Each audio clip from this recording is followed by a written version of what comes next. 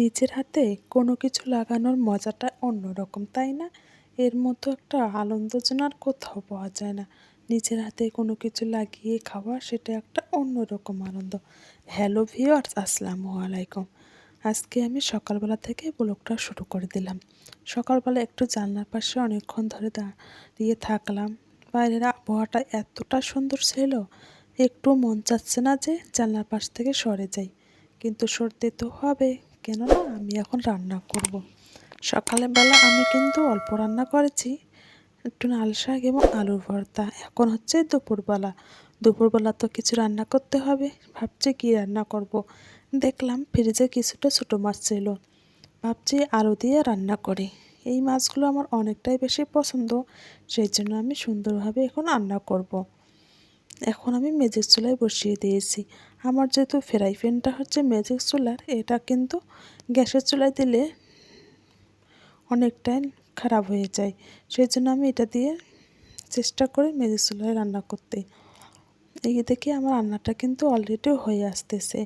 এটা আমি বেশিক্ষণ নাড়াচাড়া করব না, কেননা মাছগুলো ভেঙে যাবে। খাওয়া দাওয়া কমপ্লিট। এখন আমি বিকালবেলা একটু ছাদে আসলাম। গুঁড়ি গুঁড়ি বৃষ্টি তো হচ্ছে, এরকম বৃষ্টিতে একটু হাঁটতে ভিজতে কার না ভালো লাগে বলুন তো, কিন্তু উপায় নেই, আমি ভিজতে পারবো না। এখন আমি এদিকে ছাদে কী লাগাবো দেখুন। আমি কয়েকদিন আগে আমার বেলকনিতে কলমি শাকের যে ডাঁটাগুলো থাকে সেগুলো আমি লাগিয়েছিলাম। শাক তো খাওয়া শেষ, ডাঁটাগুলো আমি সুন্দরভাবে লাগিয়ে দিয়েছিলাম। সেটা থেকে অনেকটা পরিমাণে গাছ হয়েছে, পাতা বার হয়েছে। ভাবছি এটা আমি এখন ছাদে লাগিয়ে দেব। আমি তো শুধু ডালগুলোই লাগিয়েছিলাম, সেই ডালগুলো থেকে অনেকটা পরিমাণে শিপা বার হয়েছে।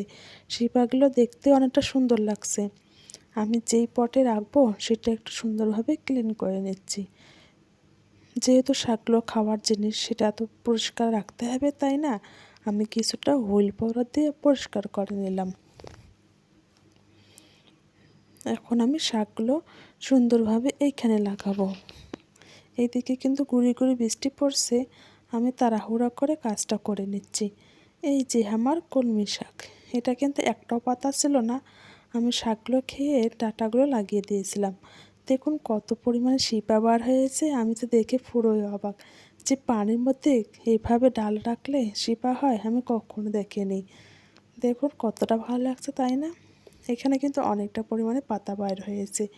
এখন আমি এগুলো ছিঁড়বো না, আরও কিছুটা যখন হবে তখন আমি ছিঁড়ে এগুলো রান্না করব। সেটাও কিন্তু আমি আপনাদের সঙ্গে শেয়ার করব। এখন আমি কিছুটা পরিমাণে পানি দিয়ে দিলাম। এটা একেবারে ফুল করে দেওয়া যাবে না, একটু ফাঁকা রাখতে হবে। অন্য অন্য গাছের সঙ্গে এটা আমি সুন্দরভাবে রেখে দিলাম। নিচের হাতে কোনো কিছু নাগালে তার যে আনন্দটা, সেটা অন্যরকম। আরও তো নিজের হাতে যে কিছু খাওয়া হয় লাগিয়ে, সেটা এতটা পরিমাণে আনন্দ পাওয়া যায় যা কোথাও পাওয়া যায় না। এদিকে আমি সকালবেলা রান্না করার জন্য কিছুটা মশলা বেটে নিচ্ছি। খোদা হাফেজ, ভালো থাকবেন।